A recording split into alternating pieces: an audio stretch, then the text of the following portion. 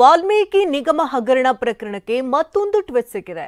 CM ಹೆಸರು ಹೇಳುವಂತೆ ಇಡಿ ಅಧಿಕಾರಿಗಳು ಬೆದರಿಸ್ತಾ ಇದ್ದಾರೆ ಅಂತ ವಿಲ್ಸನ್ ಗಾರ್ಡನ್ ಠಾಣೆಯಲ್ಲಿ ಅಧಿಕಾರಿಯೊಬ್ಬರು ದೂರನ್ನ ಕೊಟ್ಟಿದ್ದು, ಇದನ್ನೇ ಅಸ್ತ್ರ ಮಾಡಿಕೊಂಡು ಕಾಂಗ್ರೆಸ್ನಲ್ಲಿ ಭಾರೀ ಪ್ರತಿಭಟನೆಯನ್ನು ನಡೆಸಿತು. ಆದರೆ ಮತ್ತೊಂದು ಕಡೆ ಹೈಕೋರ್ಟ್ ಛೀಮಾರಿಯನ್ನ ಹಾಕಿದೆ.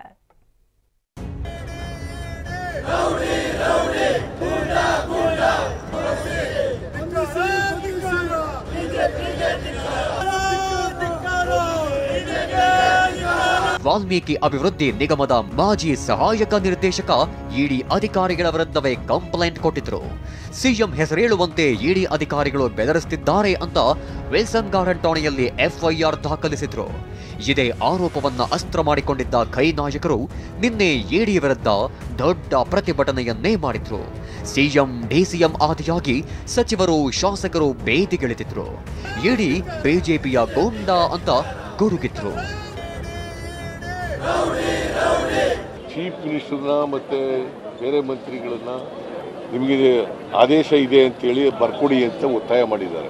ಇಲ್ಲೀಗಲಿ ಅವರು ಕಂಪ್ಲೇಂಟ್ ಕೊಟ್ಟು ಕೇಸು ರಿಜಿಸ್ಟರ್ ಆಗಿದೆ. ಕಂಪ್ಲೇಂಟ್ನಲ್ಲಿ ಹೇಳಿದ್ದಾರೆ ಏನೇನು ನಡೀತು, ಇಡಿ ಅವರು ಏನೇನು ಮಾಡಿದ್ರು ಅಂತ. Shri Kallesh Basappa Mendel, assistant director, ಅಂದರೆ ಒಬ್ಬ ರಾಜ್ಯದ ಒಬ್ಬ ಹಿರಿಯ ಅಧಿಕಾರಿ, ಎಲ್ಲ ಕಂಪ್ಲೇಂಟ್ ಎಲ್ಲ ಮಾಹಿತಿಯನ್ನು ಕೇಳಿ ನೀನು ಮಂತ್ರಿ ಮೇಲೆ ಹೇಳಬೇಕು, ಇಲ್ಲ ಮುಖ್ಯಮಂತ್ರಿ ಮೇಲೆ ಹೇಳಬೇಕು, ಇಲ್ಲ ಅಂದರೆ ನೀನು 7 ವರ್ಷ ಜೈಲಿಗೆ ಹೋಗ್ತೀಯ ಅಂತೇಳಿ ಅವ್ರಿಗೆ ಭಾಳ ಒತ್ತಡ ಮಾಡಿ ಬೆದರಿಸಿ ಬಹಳ ದೊಡ್ಡ ಮಾನಸಿಕವಾದಂಥ ಕಿರುಕುಳವನ್ನು ಕೊಟ್ಟಿದ್ದಾರೆ. ಇಡಿ ಅಧಿಕಾರಿಗಳ ವಿರುದ್ಧದ ಕೇಸ್ಗೆ ಹೈಕೋರ್ಟ್ ತಡೆ. ಸಿನಿಮಾ ಶೈಲಿಯ ಐಡಿಯಾಗಳಿಗೆ ಇಲ್ಲಿ ಅವಕಾಶವಿಲ್ಲ ಎಂದು ತರಾಟೆ. ತಮ್ಮ ವಿರುದ್ಧ ಎಫ್ಐಆರ್ ದಾಖಲಿಸಿರುವುದನ್ನ ಪ್ರಶ್ನಿಸಿ ಜಾರಿ ನಿರ್ದೇಶನಾಲಯದ 2 ಅಧಿಕಾರಿಗಳು ಹೈಕೋರ್ಟ್ ಮೊರೆ ಹೋಗಿದ್ರು. ನಿನ್ನೆ ಅರ್ಜಿ ವಿಚಾರಣೆ ನಡೆಸಿದ ಹೈಕೋರ್ಟ್ ಇಡಿ ಅಧಿಕಾರಿಗಳ ವಿರುದ್ಧದ ಎಫ್ಐಆರ್ಗೆ ಮಧ್ಯಂತರ ತಡೆ ನೀಡಿದೆ.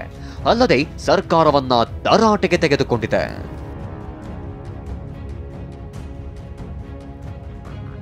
ರಾಜ್ಯ ಸರ್ಕಾರದ ಕ್ರಮಕ್ಕೆ ಹೈಕೋರ್ಟ್ ಅಸಮಾಧಾನ ಹೊರಹಾಕಿತು. ಹೀಗೆ ಆದ್ರೆ ನಾಳೆ ಯಾವ ತನಿಖಾಧಿಕಾರಿಯೂ ಸುರಕ್ಷಿತರಾಗಿರಲ್ಲ. ಎಲ್ಲ ಆರೋಪಿಗಳು ತನಿಖಾಧಿಕಾರಿಗಳ ಮೇಲೆ ಆರೋಪ ಹೊರಿಸಬಹುದು. ಇಂತಹ ಸಿನಿಮಾ ಶೈಲಿಯ ಹೊಸ ಐಡಿಯಾಗಳಿಗೆ ಇಲ್ಲಿ ಅವಕಾಶವಿಲ್ಲ. ರಾಜ್ಯ ಸರ್ಕಾರ ಯಾಕೆ ಹೀಗೆ ಮಾಡ್ತಿದೆ, ಇಡಿ ಅಧಿಕಾರಿಗಳ ಕರ್ತವ್ಯಕ್ಕೆ ಏಕೆ ಅಡ್ಡಪಡಿಸುತ್ತಿದೆ ಎಂದು ಹೈಕೋರ್ಟ್ ಚಾಟಿ ಬೀಸಿತು. ಅಷ್ಟೇ ಅಲ್ಲ, ರಾಜ್ಯ ಸರ್ಕಾರದ ನಿಲುವನ್ನ ಒಪ್ಪಿದ್ರೆ ಇದೇ ಮೇಲ್ಪಂಕ್ತಿಯಾಗುತ್ತದೆ. ತನಿಖಾಧಿಕಾರಿಗಳ ಮೇಲೆ ಬೆದರಿಕೆಯ ಕೇಸ್ಗಳು ದಾಖಲಾಗುತ್ತವೆ. ತನಿಖೆ ನಡೆಸುವ ಅಧಿಕಾರಿಗಳ ಪರಿಸ್ಥಿತಿ ಏನಾಗಬೇಕು ಎಂದು ನ್ಯಾಯಾಧೀಶ ಎಂ ನಾಗಪ್ರಸನ್ನ ಅವರಿದ್ದ ಹೈಕೋರ್ಟ್ ಪೀಠ ಅಭಿಪ್ರಾಯಪಟ್ಟಿತು.